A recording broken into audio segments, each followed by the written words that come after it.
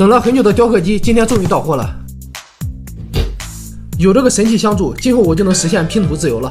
回归正题，今天我们要玩的是一款几何拼图，目的是把这一块数字10也加入到里面。这个拼图据说是8级难度的，你们觉得我多久可以搞定呢？这10块梯形的尺寸是一样的，底盘的长度是梯形高度的3倍，并且这个底盘是正方形的。很明显，这是一道数学题啊，有规律我们就好办了。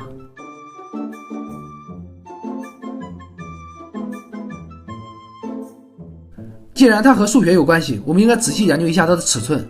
从开局的排列不难看出，这个拼图拼好之后肯定有不小的空隙。那这样我们以正方形的边长作为切入点就不太好用了。这条边不一定是顶死的，不过它拼图的尺寸和数量还是符合对称条件的，可以从这点入手。我们再来仔细看看这些梯形，它们也有特殊之处。首先，这是一个直角梯形，下底的长度刚好是上底的2倍，并且和斜边的长度也是一样的。这样的话我就又有方向了。我们将2个上底贴着下底摆放，换一个方向，斜边也可以。那这里刚好可以竖着放一块，角上这一块反过来也是可以的。先不管它，如果这个拼图是符合对称的，对角这里也能摆出来了。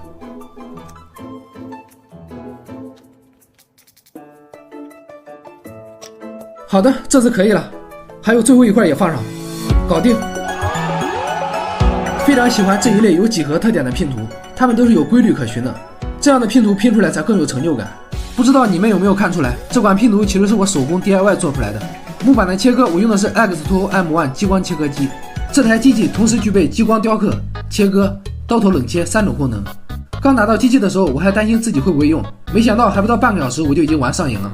完成一个作品只需要3步，第一步打开机盖放入材料，第二步在软件选择或者绘制你需要的图案，第三步关闭机盖一键启动。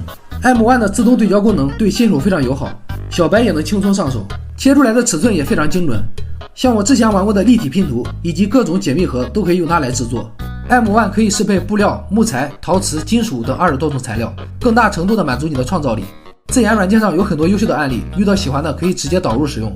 目前这款激光雕刻机已经在小米有品上架。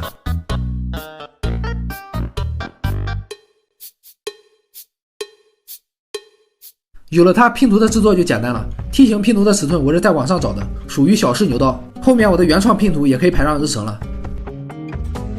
我听过一句话感触颇深，在执行面前创意一文不值。这种将想法即刻变为现实的感觉实在太爽了。趁热打铁，我又复刻了一款康斯坦丁老爷子的作品，你知道该怎么将这一块拼图也加入到盘子里吗？下期视频我们继续挑战。